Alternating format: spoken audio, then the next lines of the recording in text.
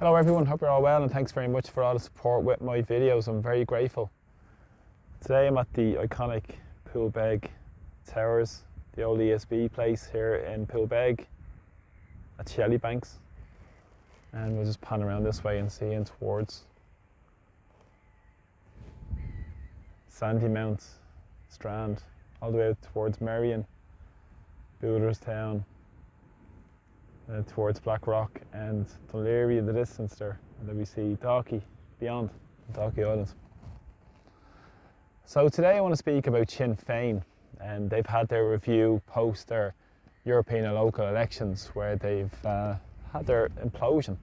They pulled about 12% of the vote during those elections, well down on what their poll ratings were, about 18%, and also it was way down on what their polls were last year, where they were well in the 30%. And so much for this government for change that they've been pushing. Now, McDonald said that they've lost the trust of supporters. And she also said the Sinn Féin diverged from where most people are on immigration, and they got it wrong. And they will take decisive actions and steps to prepare for the next election, they said. So this is interesting. They're going to take decisive steps for the next election. And they also said that they failed to have people's backs and they did not listen, and they will learn to listen going forward.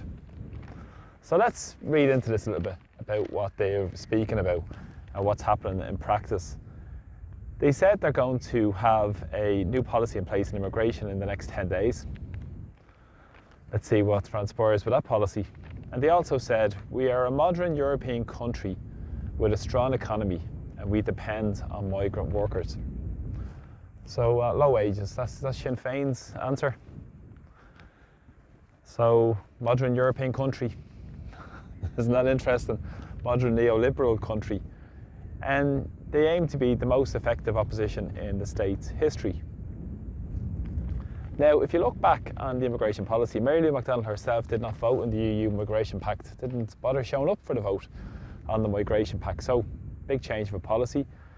And as I said, they fully supported the neoliberal element of the European Union.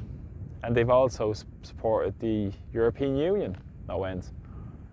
And they think it's a post-Brexit way to moving towards a united Ireland as a colony of the European Union, with more centralised power and centralised control as well. Now, back in 2003, Alec Maskey said too much power has been ceded to the European Union. That was over 20 years ago. And look what situation we're in today, where over 70% of legislation comes from the European Commission, all for lobbyists who work for big corporations at the expense of ordinary people, and they implemented neoliberal austerity. And Sinn Féin have moved their position from an anti-EU position to a pro-EU position. They've done it with many treaties over the years, and they've spoken out about the neoliberal elements of the European Union. Now they're fully signed up members to the European Union. And he also said that they see this as an angle to move towards a united Ireland. And they took the side of Remain during the Brexit referendum. And they sided with the side of Theresa May and David Cameron. And we all know who went into government with Theresa May in England to keep her afloat, the DUP, coincidentally. So, and they've, of course, we won't mention the power sharing up north also as well. So, no involvement of what the United Ireland looks like in terms of their view of it. Is it going to be for the people or is it going to be for the corporations? More austerity, more neoliberalism. We've seen that happen up the north with their envoy currently, Joe Kennedy, who's pushing more multinationals coming in. They argued and campaigned against increasing corporation tax up north also as well. And obviously the involvement of NATO in the north of Ireland as well, which takes a big consideration into what the future of Ireland would look like. So they see this as a road to Irish unification.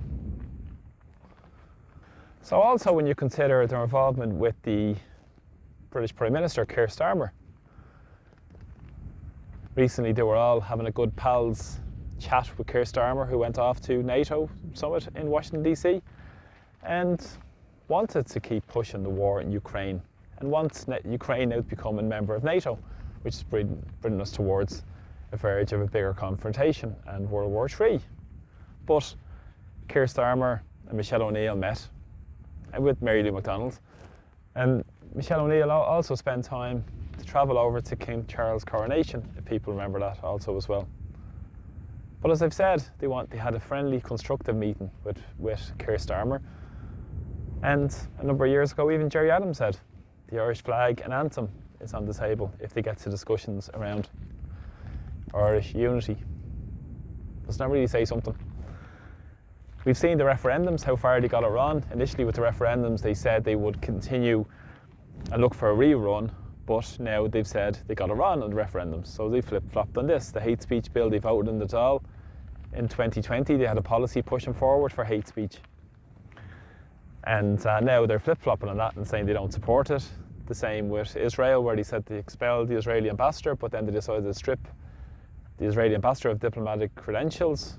The water charges, flip-flopped on that also as well. In Ireland, housing, Johnny Ronan said there's nothing to fear with our policy. And big business as well. They've been working for and doing a lot of meetings with Pearse Doherty, and also these elements are going on as well. So, and their alternative budget, what's to offer with that? Very little. So this is what Sinn Féin's review is. We need a real alternative in Ireland that puts the interests of people first, not only corporations, or not giving more power to the European Union. And that's the agenda of the political party system.